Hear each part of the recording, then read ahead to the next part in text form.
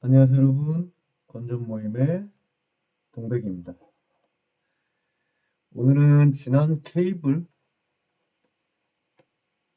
선정 영상에서 말씀드렸던 차단기의 선정 방법, 그 중에서도 여러 차단기 중에서도 MC12의 암페어 프레임과 암페어 트립을 어떻게 선정해야 되냐, 이 주제로 영상을 준비해 봤습니다. 사실 이 주제를 선정했는데 고민이 굉장히 많았습니다. MCCB가 사실 쉬운 것 같으면서도 굉장히 어렵습니다, 이게. 이게 보호협조와도 관련이 돼 있고, 깊게 들어가면은, 이게 많이 어렵기 때문에 또 저보다 훌륭하신 분들이 너무 많은데, 제가 감히 MCCB를 말씀드려도 되나 했는데, 제가 아는 범위 내에서 최대한 쉽고 좀 이해가 되실 수 있도록 설명을 드리도록 하겠습니다. 먼저, 우리 네이버 카페와 오픈 채팅 들어오시면은 많은 좋은 얘기 있으니 참여 부탁드리겠습니다. 그러면 시작하도록 하겠습니다. 자, KC 210번 구절에 보면은 이게 안전을 위한 보호 해가지고 감전에 대한 보호, 과전류, 과도 가전화, 열 영향 이렇게 네 가지의 컨텐츠로 분리가 되죠. 그 중에서도 우리가 차단기에 관련된 게 뭐냐? 바로 감전과 과전류에 관한 이 두 개에 대한 보호가 차단기와 긴밀하게 관련이 있죠. 물론 둘 다 만족해야 되지만 오늘은 과전류에 대한 보호로 어떻게 차단기를 선정하는 게 맞는지 알아보도록 하겠습니다. 우리 기존에 이거 많이 보셨죠? 예전 한 불과 뭐 2, 3년 전까지만 해도 주로 차단기 다 이렇게 선정했죠. 저도 입사하고 나서 회사에 막 들어왔을 때 선배님들께서 차단기 어떻게 선정해요? 라고 물어보면 풀로드 커런트에 1.25배를 해라. 어떤 분은 1.5배를 해라. 또 어떤 분은 1.75배 해라. 다 달라요. 왜 이렇게 합니까? 왜라는 질문에 이거를 명확하게 답변해 주신 분이 거의 없었어요. 답답했죠. 근데 또 이거 한다고 해서 잘못된 게 아닙니다. 그렇기 때문에 그냥 왜 이렇게 하는지 모르고 그냥 이렇게 뭐 1.5배, 1.25배 이렇게 가져가시는 분들이 많죠. 뭐 심지어는 뭐 차장, 부장 뭐 직급이 될 때까지도 그냥 이렇게 계산만 하고 왜 이렇게 되는지 모르는 거죠. 그러다가 이제 전동기 같은 경우 1.25배 하면은 트림 나서 떨어진 경우도 있고, 실제로. 여러 경우가 있는데, 다 내성 규정에 이 개수들 때문에 이제 이렇게 지금까지 이렇게 온 거죠. 전동기 같은 뭐 2.5배도 하고. 그래서 오늘은 이걸 좀 명확히 알아보자 이겁니다. 이게 잘못된 게 아닙니다, 여러분. 자, 지난 우리 케이블 영상 때 말씀드렸던 대로 이 케이블을 선정하면은 반드시 KC에서는 과부하 보호 장치와의 협조를 이렇게 해줘야 됩니다. 도, 플로드 커런트 그리고 저기 뭐야 차단기의 전격 전류 그리고 도체 케이블의 허용 전류 이 관계가 반드시 만족을 해야 되죠. 이게 나타낸 게 요거 그리고 밑에 이것도 만족을 해줘야 되고 자 그러면 우리가 이제 아까 말씀드렸던 과전류에 대한 보호 그랬는데 과전류는 크게 둘로 나눌 수 있죠. 이렇게 과부하 전류와 고장 전류 이렇게 두 개로 나눌 수 있습니다. 그래서 차단기에서는 우리가 이 둘을 좀 분리해서 생각을 하자. 과부하 전류와 고장 전류를, 즉 단락 전류를 좀 분리해서 생각하면 훨씬 이해하기가 쉽다 이겁니다. 어떻게 분리해서 생각해야 되냐? 즉, 이 이건 이제 LS의 한 MCCB의 특성곡선인데, 자, 여기 보시면은 1번이 있고 2번이 있죠. 1번은 여기서 뭐냐? 과부하 전류에 대한 보호 영역이다. 이렇게 경사진 2구역은 과부하 전류에 대한 보호 영역이다. 2번은 바로 단락 전류에 대한 보호 영역이다. 이게 하나라고 보지 마시고 이거를 이렇게 끊어서 이 정도에서 끊어서 보자 이거죠. 그래야 이해가 더 쉽습니다. 실제로도 수행하는 게 다르죠. 이 구간과 이 구간의 역할이. 자, 2번부터 보죠. 2번은 순시 트립범이라고 여기 써있죠. 이 구간은 뭐냐? 바로 여기 보면 960이죠. 전격 전류의 960% 전류가 들어왔을 때 순시 보호가 무슨 뜻이죠? 시간 지연 없이 순간적인 시간에 동작하여 보호해버리는 거죠. 즉 전격 전류의 960%에 해당하는 전류가 들어왔을 때 여기는 시간 지연 없이 그냥 다이렉트로 뭐 0.04초 만에 동작해버리겠다. 왜냐? 이만큼 큰 전류는 고장 전류이기 때문에 이렇게 판단해버리겠다 이거죠. 이 차단기에서는. 이 특성 곡선은 각 차단기들마다 다 다릅니다. 하지만 개념은 똑같습니다. 즉, 이 구역 내에 이렇게 침범해오는 전류는 내가 그냥 다 끊어버리겠다. 시간 지연을 안 두고. 이거는 고장 전류다. 이렇게 판단해버린 거죠. 이 구간에서는. 그런데 1번 구역, 이 구역으로 들어왔다 이제. 이 구역을 좀 지났습니다. 이 구역을 지나서 과부하 전류 구간으로 들어오면은 한시 보호를 하겠다. 바로 끊진 않겠다. 조금 봐주겠다 내가. 의도적으로 시간을 조금 지연시킨 후 보호하겠다. 왜냐? 여기서는 이렇게 사고에 좀 파급이 큰 고장 전류가 아니라 일시적인 과전류일 수도 있고 과부하 전류일 수도 있고 하기 때문에 어느 정도 내가 만약에 2배로 이렇게 들어오면은 전격이 2배 전류가 들어오면은 좀 40초에 동작을 하겠다. 이 뜻이죠. 근데 또 이렇게 뭐 5배가 들어오면은 뭐 6초 만에 동작을 하겠다. 다 다르죠. 어느 정도 시간 지연을 두겠다는 얘기입니다. 과부하에 대해서는. 이게 바로 과부하와 차단 단락전류 구간을 나눈 이유가 되는 겁니다. 즉, 이 구간에 대해서는 한시 보호, 이 그래프에서는 바로 반한시인데 반한시 보호할 수 있고 또 정한시 보호할 수도 있습니다. 또 반한시를 뭐 베리 인버스, 익스트림 인버스도 그렇게 나눌 수 있는데 일단 그런 거는 일단 차치하고 오늘은 이 구간과 이 구간의 차이를 명확하게 알고 가자 이거죠. 이 구간은 과부하, 이 구간 차단기. 아니, 달라.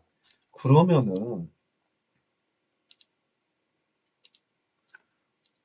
어떤 식으로 부하 전류는 형성이 돼야 되나? 바로 이 안에서 놀아야 되죠. 이 안에서. 이 안의 구역에서만 부하 전류가 있어야 됩니다. 이쪽은 차단되는 영역이니까. 즉, 부하 전류가 뭐 이렇게 가든 해서 뭐 이 그래프 왼쪽으로 이렇게 가야죠. 그러면 이걸 좀 더 깊게 보겠습니다. 자, 우리가 전동기. 이게 바로 전동기의 TCC 곡선인데, 타임 커런트 커브인데, 한번 보죠. 처음에 0.1세컨드 때 어떻게 동작합니까? 지금 한 650%로 이렇게 전류가 꽉 들어와야지 동작을 하는 거네요. 그 동작 시간이 몇 시간이다? 0.6초. 0.6초만큼 있다가 이렇게 정상 상태로 들어갑니다. 그리고 이렇게 90%일 때, 이거의 90%일 때는 이렇게 가서 0.8초. 요거의 80%일 땐 또 1초만큼 기동이 걸립니다. 바로 이게 기동전류죠. 여러분 잘 아시는 기동전류. 그러면은 우리가 이 모터가 기동할 때 차단기가 동작하면 됩니까? 안 됩니까? 안 되죠. 요만큼 차단기의 순시 영역은 이거보다 살짝 커야 되죠. 그래야지 모터가 이상 없이 기동을 하겠다 이겁니다. 여기서 이렇게 들어오면은 모터의 기동 전류는 뭐 이렇게 돼서 이렇게 정상 상태로 이렇게 가겠죠. 맞죠? 자, 그렇게 되면은 지금 안전한 겁니다. 지금 이 상태에서는. 근데 여러분이 이제 한 가지 더 생각하셔야 될 게 바로 기동 전류가 아니라 기동 돌입 전류입니다. 기동 돌입 전류. 자, 이게 이제 어떤 자료에 있는 건데 여기 모터 기동 전류 구간이 이렇게 있으면은 일정 시간 동안 기동 전류보다 훨씬 큰 전류가 이렇게 순간적으로 튄다 이거죠, 모터에서는. 이게 뭐냐? 돌입 전류란 거죠, 돌입 전류. 이너시 커런트. 이 돌입 전류 구간까지 고려를 해줘야지 우리가 이 구간을 정확히 선정할 수 있다 이겁니다. 순시 차단 구간을. 여기까지 이해되셨죠? 지금 순시 차단 구간과 이 과부하 영역이 다릅니다. 이 순시 차단 영역에서는 기동 전류, 기동 구간뿐만 아니라 돌입 구간까지 다 고려를 해줘야 되는 겁니다. 이거를 못했을 때 이런 현상이 나타나는 겁니다. 지금 이게 차단기의 특성 곡선이고 이게 모터의 특성 곡선일 때 이렇게 맞물렸죠? 이러면 차단기 떨어지는 겁니다. 트림 나는 겁니다. 이런 현상이 어떨 때 많이 발생되냐? 우리가 처음에 아까 말씀드렸던 대로 플로드 커런트에 곱하기 1.1배 혹은 1.25배 이 정도만 했을 때 이렇게 걸리는 현상이 발생할 수가 있습니다. 그러면 이거를 어떤 식으로 우리가 해야 되냐? 한 번 더 알아보죠. 자, 이거 그래프 많이 보셨죠? 이거 우리 뭐 단락 공부 같은 거 할 때 대칭 구간과 비대칭 구간, 즉 비대칭 전류 구간이 모터에도 이렇게 피크 인러시 커런트라는 구간이 있다는 거죠. 우리가 단락 전류 공부할 때도 비대칭 구간에 이게 직류 성분 때문에 이런 구간이 발생을 하죠. 모터에도 똑같이 이렇게 발생할 수 있다는 거죠. 이게 바로 돌입전류. 이 부분은 바로 기동전류. 이게 이제 정상 상태로 내려오는 거죠. 즉, 블라블라에서 LRC, 랍트로트 커런트, 기동전류의 2배까지 인너시 커런트가 튈 수 있다. 이게 핵심입니다. 이게 핵심. 즉, 기동전류보다 곱하기 2배까지가 돌입전류가 될 수 있다. 이보다 더 커질 수도 있습니다. 하지만 통상에 이 정도면 된다. 우리 기동전류는 몇 배죠? 정상전류의 플로드 커런트의 6에서 7배 정도가 되는 거죠. 그러면은 돌입전류는 몇 배냐? 즉, 뭐 6배라 치면은 2배 하면은 정상전류 플로드 커런트의 12배 정도를 고려해 줘야 된다. 엄청나게 고려해야죠. 그러면은 아까 그 순시트립 곡선 볼까요? 이 순시트립 범위에서 정상전류의 12배, 정상전류의 12배는 고려해서 모터가 이렇게 올라가니까 이거보다 살짝 더 이렇게 우측으로, 오른쪽으로 곡선이 형성되도록 MCCB를 선정을 해줘야 된다. 자, 이렇게 말하면 여러분 지금 너무 어렵잖아요, 말이. 너무 어려운데 어렵지 않습니다. 결국에는 이 특성 곡선의 왼쪽으로 이렇게 옮겨주면 되는 겁니다. 모터의 곡선을. 자, 그러면 여기 순시 트립 동작 특성이 12배다. 그러면은 우리가 아까 제가 말씀드린 도립전류가 플로드의 몇 배? 12배를 고르셨으면 걸리겠네요? 안 걸리죠. 왜냐면 이 IN 값은 뭐냐? 차단기의 전격전류. 차단기의 암페어 트립이지 않습니까? 이렇게 30A라든지 40A라든지. 근데 이 트립은 어떻게 선정하냐? 일반적으로 플로드 커런트에서 어느 정도 살짝의 여유를 두죠. 뭐 1점, 아까 말씀드린 대로 25배라든지. 10A면은, 만약에 이제 30A가 나왔다. 그러면 실제로 저기 플로드 커런트 같은 경우는 한 22A 정도 될 수가 있겠죠. 22A보다 큰 30A 트립의 차단기를 선정했으므로 차단기의 순시 동작 특성이 12배니까는 30 곱하기 12가 22 곱하기 12보다 큰 거는 당연하겠죠. 그러면 만족한다 이겁니다. 이해되셨죠, 여러분? 즉, 이 순시 트립 동작 특성을 반드시 고려해야 된다. 이게 핵심이라 이겁니다. 차단기 선정에. 이해되셨나요?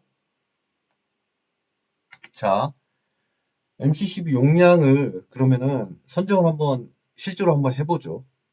먼저 이전의 케이블 사이딩 영상에 있던 예제와 똑같습니다. 380V에 삼성 삼선 20kW에 역률 0.9, 효율 0.9의 산업용 차단기를 한번 선정을 해보자. 풀로드 커런트 같은 경우는 블라블라에서 37.51A. 여기에서 전격 전류, 암페 트립은 어떻게 선정되냐? 이 부분은 과부하 전류에 대한 보호라 그랬죠? 아까로 돌아가면은 이 부분은 몇 배? 1.1에서 1.25배 해주면은 충분하다. 전격보다 크기만 하면 되니까. 실제 플루드 커런트보다 커지기만 하면은 우측으로 커브가 이렇게 형성될 거니까 1.1배에서 1.25배. 이렇게 하면은 41에서 46A. 그러면 다시 카탈로그를 보고 41에 40A보다 큰 요거는 바로 50A짜리가 있네요. 50A 트립을 선정한다. 그 다음에 이걸 선정한 기준으로 이 차단기의 순시 차단 배율을 계산을 해봅니다. 쭉 해서 이제 다시 플로드 커런트에 12배에서 14배. 왜 12배에서 14배 한다 그랬죠? 도립전류가 기동전류의 2배까지 튀어서 총 12배에서 14배 정도까지 이렇게 올 수 있다 그랬죠? 그렇기 때문에 이렇게 계산을 해보면은 450에서 525A 정도가 나온다. 그러면은 이거보다 좀 더 크게 순시 차단 배율이 선정이 돼야 되겠죠. 그러면 이 배율로 계산해 보자고요. 50A로 봤을 때 50으로 나눠주면 몇 배냐? 10.5배. 즉 순시 차단 배율이 10.5배보다 크면 된다. 근데 아까 몇 배였죠? 그 차단기의 순시 트립 동작 특성이 바로 12배였죠. 12배면은 만족하죠. 12배가 훨씬 크죠. 그래서 선정 차단기의 순시 트립 동작 특성이 12IN으로 적합하다. 쉽죠, 여러분? 요 두 가지만 고려하면은 거의 뭐 차단기 선정하는데 문제 없습니다. 그러면 기존 영상에서 케이블 사이징 영상에서 바로 이래 해서 즉 전압 강압까지 계산해서 우리가 케이블을 3코어 25스퀘어로 이렇게 했죠.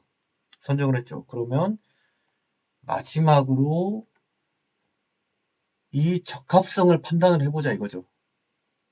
바로 이 관계를 마지막으로 판단을 해서 최종 결정을 해야 됩니다. IB 같은 경우는 플로드 커런트 37.51A, IN 차단기 전격 암페어 트립 50A, IZ 도체 허용 전류 96A. 만족하죠? 지금 관계가 이렇게 결과는 만족. 그리고 이 밑에 I2는